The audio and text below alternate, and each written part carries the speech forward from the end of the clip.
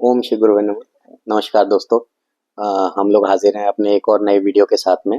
तो जैसे last video में हम लोगों ने बात करी थी, आज हम लोग जिस टॉपिक पे चर्चा करेंगे वो है कि आपकी कुंडली के अंदर में सबसे पावरफुल, मोस्ट पावरफुल ग्रह या वो मोस्ट पावरफुल एनर्जी कौन सी है, जो आप रिकॉग्नाइज कर सकते हैं और उसका क्या आपके लाइफ के ऊपर में क्या असर आता है।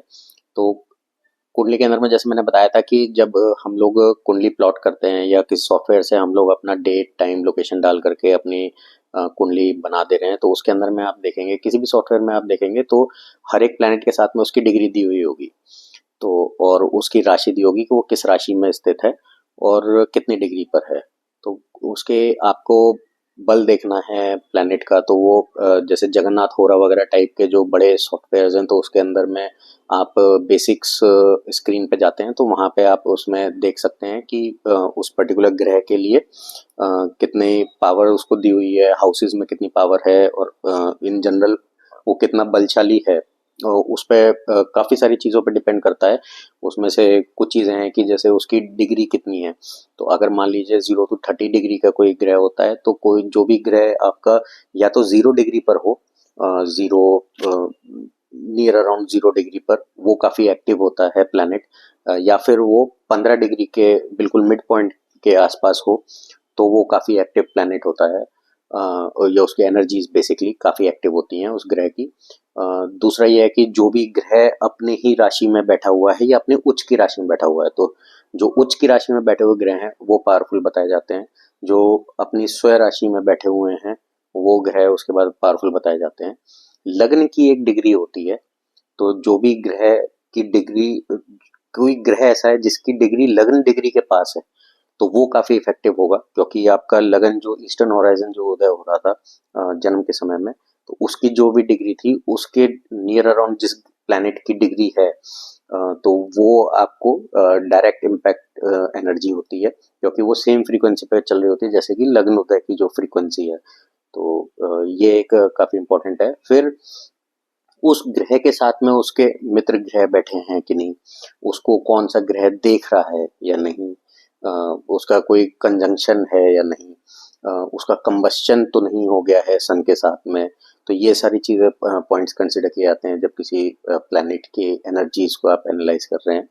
तो ये सारे पॉइंट्स आप देख लेने के बाद में आप एक जजमेंट निकालते हैं कि कौन सा प्लैनेट या कौन सा ग्रह है जो काफ़ी प्रोमिनेंटली आपको इफेक्ट दे रहा है। ऐसे तो सारे ही ग्रह आपको 24 घंटे पूरी तरह से इफेक्ट कर रहे हैं, बट कौन सा वो ग्रह है या कौन सी वो एनर्जी है जो सबसे ज़्यादा पावरफुली आपको इम्पैक्ट कर रही है, तो इन सब पॉइंट्स को कंसिडर करके ये देखा जाता है। फिर इसके बाद में जो एक सबसे बड़ी बात है वो ये है कि आपकी दशा क्या चल रही है।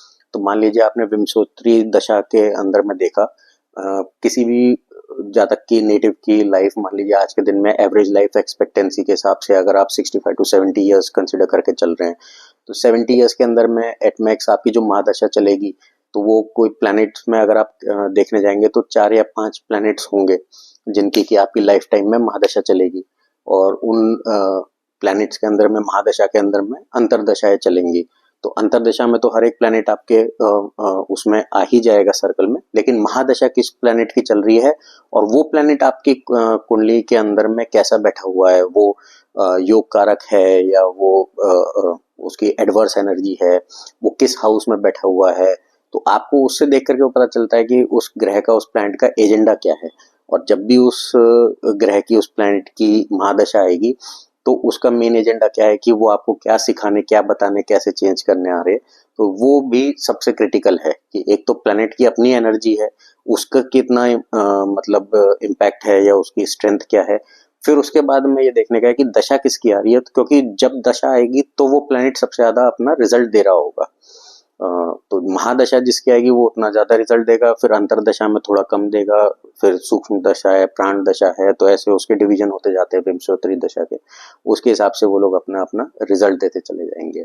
तो इसी तरीके से आप मतलब ये प्लैनेट्स की एनर्जीज और उसके इम्पैक्ट्स को देख सकते हैं। तो जैसे अगर आप इसको इमेजिन करें थोड़ा सा कि अब आप मान लीजिए एक कोई ताला है, आप ताला खोलने जा रहे हैं, तो सबसे पहले जो बेस लेयर है, बेस लेयर हो गया कि आपके हाउसेज हैं।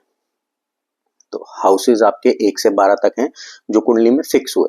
तो वो 12 के 12 हाउसेस जो हैं उनके अपने अपने सिग्निफिकेशंस हैं, और वो हर एक हाउस आपके लाइफ से रिलेटेड हर एक मतलब अलग अलग चीजों को रिप्रेजेंट कर रहा है। तो सारे रिलेशंस रिलेटिव्स भी इन्हीं 12 घरों में हैं।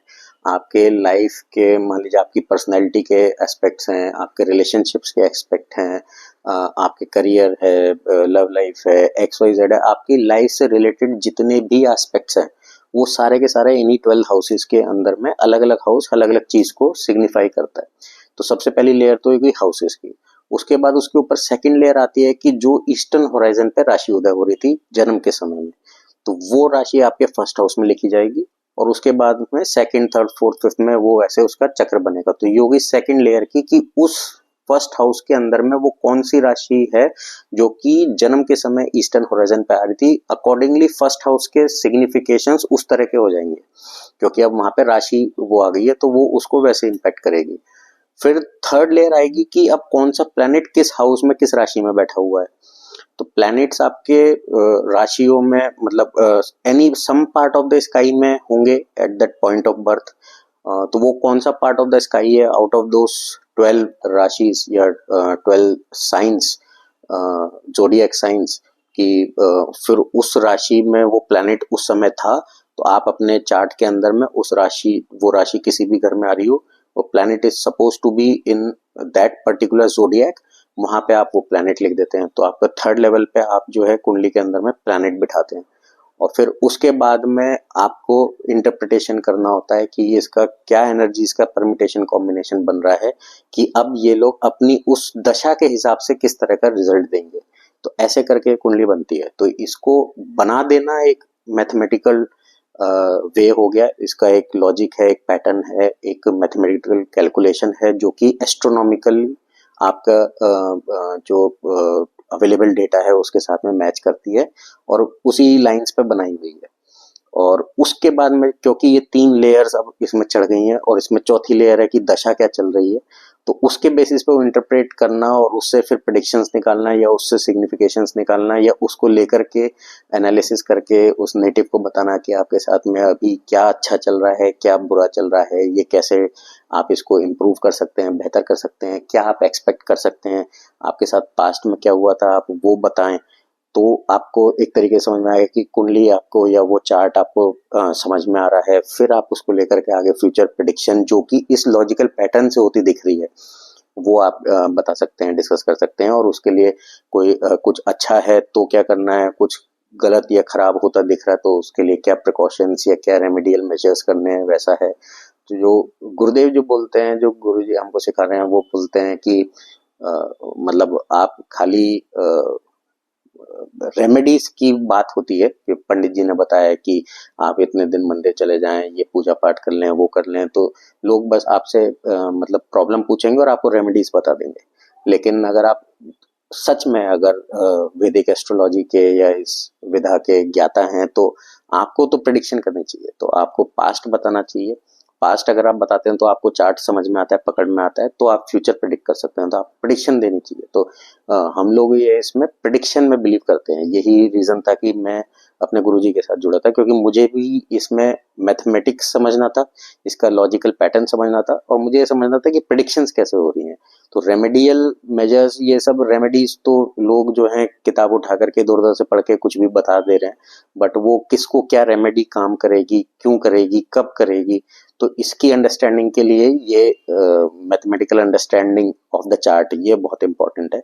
अगर ये समझ में आता है, आप प्रिडिक्ट कर पाते हैं, तो फिर आगे आप रेमेडीज पे जा सकते हैं। वो लास्ट स्टेज होनी चाहिए, नॉट द फर्स्ट स्टेज।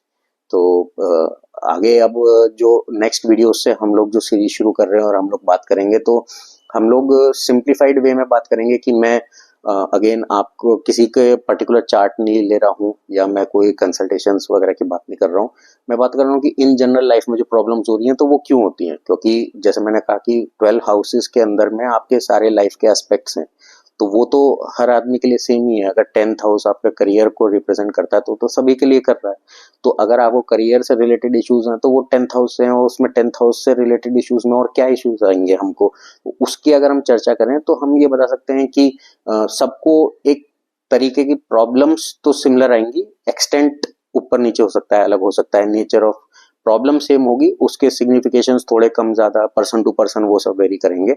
लेकिन अगर आपको बेसिक उसका वो समझ में आता है कि ये प्रॉब्लम क्यों है, किस लिए है, या इसको कैसे बेहतर कर सकते हैं, यहाँ पे कौन सी एनर्जीज यूज कर सकते हैं, तो आप अपने लिए बिना कुछ कुंडली देखे जाने करे आपकी लाइफ की प्रॉब्लम्स को किस एनर्जीज के थ्रू से आप इम्प्रूव कर सकते हैं, तो वो पार्ट पे हम लोग डिस्कस करेंगे, जिससे कि कोई भी कॉमन पर्सन बिना अपना कुंडली देखे जाने करे या बिना किसी ढोंगियों के चक्कर में पड़े अपने लिए कुछ एक सिंपलिस्टिक काम कर सकते हैं डे टू डे लाइफ में। तो अब मैं ऐसी day to day life problems के बारे में डिस्कशन करेंगे, और जो मैंने अभी तक में वैदिक एस्ट्रोलॉजी में जो उन चीज़ों के एक तरीके से आप कह दीजिए कि कनेक्शंस देखे हैं, या जिस तरह से वो प्ले आउट करती हैं, उसको मैं कोशिश करूंगा कि सिंप्लीफाइड मैनर में हम बता सकूं कि day to day life problems को हम लोग कैसे इंटरप्रेट कर रहे हैं वैदिक एस्ट्रोलॉजी में, और उसके रेमेडियल पार्ट में या उसके मतलब इम्प्रूवमेंट पार्ट में हम लोग सब लोग कॉमनली अपना डे टू डे लाइफ में क्या चेंज कर सकते हैं या कैसे उसको बेहतर बना सकते हैं। तो इस बारे में हम लोग अलग अलग टॉपिक्स पे नेक्स्ट कुछ एक वीडियोस में डिस्कशंस करेंगे। तो आई होप कि मतलब I have been able to simplify this. मेरी रिक्वेस्ट होगी कि आप लोग शुरू से ही जो वीडियोस हैं उसमें जाकर के एटलीस्ट शुरू के जो फ्यू ऑफ द ये जो बेसिक वीडियोस हैं उनको रिपीट करके देखें, सो दैट कि आपको क्लैरिटी रहे, आपको समझ में आए कि ये क्या है और क्यों हम इसे साइंस कह रहे हैं, और क्या इसके बारे में हम चर्चा कर रहे हैं वैदिक एस्ट्रोलॉजी के बारे में। और उसके बाद में भी अगर आपके कोई सवाल रहते हैं, कोई कन्फ्यूजन रहते हैं, तो आप मुझे कमेंट सेक्शन में डाल सकते हैं, लिख सकते हैं। मैं कोशिश करूंगा कि उन कन्फ्यूजन्स को या इन डाउट्स को मैं क्लैरिफाई कर सकूं। आगे कुछ अपने वीडियोस में मैं उनको ऐड करने की कोशिश करूंगा, और आगे आप लोगों को वो क्लैरिफाई सिंप्लीफाई करने की उसमें कोशिश करूंगा। तो आई होप कि आज का वीडियो अच्छा लगा होगा। मिलते हैं फिर नेक्स्ट वीडियो के अंदर। Thank you.